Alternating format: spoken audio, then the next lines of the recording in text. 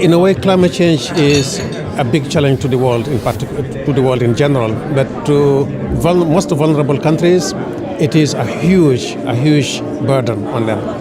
And you take the situation in Africa, where you have the Sahel, area, which is very vulnerable to any change because people are generally poor and natural resources are degraded. So at the same time, it's a continent where you have a lot of hope. You have a lot of youth. Up to 70% of the population is actually around 25 or less. So that's hope.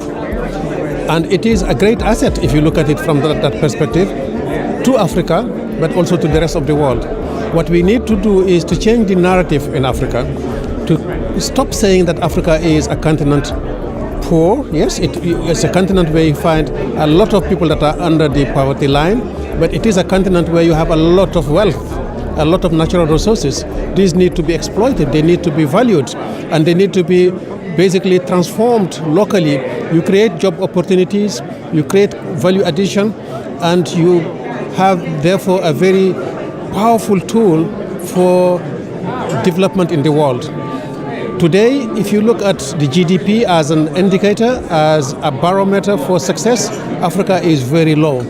But if you look at the inclusive wealth of a nation, which includes its natural resources at the same time as its human resources, then Africa is a powerful continent. So let's look at the future and see what we can do together so as to promote the necessary investments that will help transform the economy of the continent and that will help transform the doom that we see there as a bright side and actually have it as a win-win situation.